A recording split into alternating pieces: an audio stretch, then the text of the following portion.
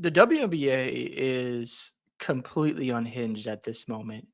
So Sophie Cunningham has a podcast called Show Me Something. She has this other guy on there. They do a weekly episode. And in this podcast, she's talking about her injury. She also talked about she doesn't know when Caitlin Clark is coming back. But this clip here says that she has gotten fined on the first three episodes she's dropped. And they didn't like her comments about how Paige Bueckers was officiated in their game against the Wings. And I'm like, okay, players should be allowed to share their opinions. That's obvious. And if you watch the NBA in their podcasts, you'll see guys like Draymond Green. He'll come out and criticize Steve Kerr. He'll come out and criticize the league. Doesn't get fined for it. It's like, are you not allowed to share feedback? I wonder to myself, if Sophie Cunningham wasn't playing for the Indiana Fever, let's just say she was playing with Asia Wilson, who the league likes, would she get the same type of treatment? I wonder if she played with Sabrina Ionescu and Brianna Stewart or played with the Lynx. How would she be treated on those teams? I think it has to do with playing with the Indiana Fever because the Fever are the most viewed team in the WNBA. They get the most eyeballs.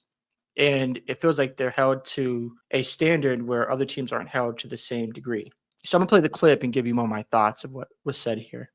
But I'm officially 3 for 3 on being fined by the WNBA. Holy shit. For this? For the pod? Again? They didn't like my comments on Paige Bueckers.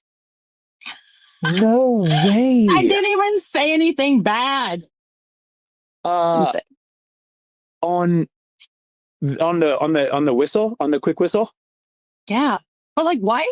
Like, and that's normal. Players are going to share their experiences in these games, and I understand the WNBA is trying to push Paige Bueckers onto people, but the reality is they ranked ninth in attendance this year.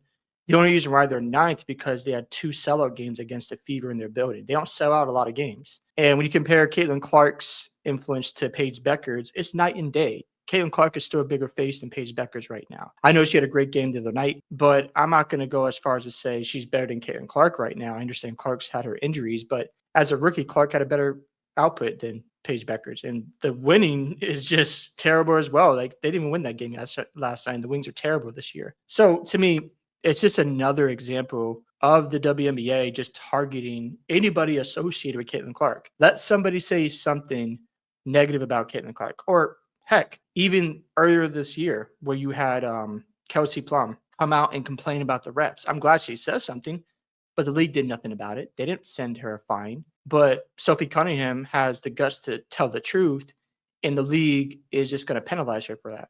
Why do we have a bunch of police in the WNBA monitoring specific players? And it's almost like they're trying to protect certain ones and not protect others because there's too much controversy or they don't like the way they portray themselves or how they're treated by their fans. But the reality is, if your fans are embracing a specific player's specific team, why push them away?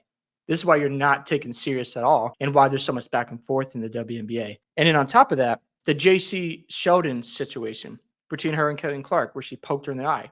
That should have been a flagrant one immediately. The refs should have stepped in, taken control of the situation, and moved on. If they had done that, we probably wouldn't have seen Caitlin Clark get shoved to the ground. And then Sophie Cunningham, she got a fine for that game because she retaliated later on in the game. Good for her for doing that. And then Caitlin Clark got a tech for walking away from the incident, which is just insane stuff. And Marina Mabry got no type of, suspension at all. This league is just a complete mess and a joke.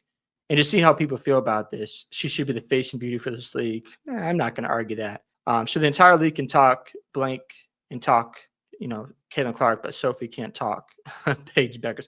Exactly, like if you can't talk your own trash, then what's the point? If Paige Bueckers can get into with the players on the other team, then the others should retaliate and say their thoughts. It's just crazy. And yes, I would still pay all 3 of those fines. They're not that big. It's probably going to be like $200, and they might fine her for this as well. But I love the fact that Sophie is speaking her mind because we need to see more of this, and we need to see other players step up and help Sophie Cunningham out. Like Asia Wilson, I've been saying it over and over again. They need to come out and talk about the refs that are just inconsistent with their calls. They let them play physical, but there's ticky-tack calls. They call those as well when the other team tries to get physical. So it's very inconsistent. And the reality is Kathy Engelbert wants all the credit for the growth of WNBA. She doesn't want to give any credit to Caitlin Clark and the Indiana Fever. She doesn't want to do any of that because she understands that if she admits to Caitlin Clark bringing more faces to your league, then it changes the narrative. And the WNBA doesn't want to do that. They're idiots for that because, again, without Caitlin Clark, the ratings are plummeting. Like nobody's watching as much. And until they get that right, then we're going to see this over and over again. If other players are allowed to share their thoughts and opinions, you see it all the time with how they treat Caitlin Clark, and there's no repercussions whatsoever.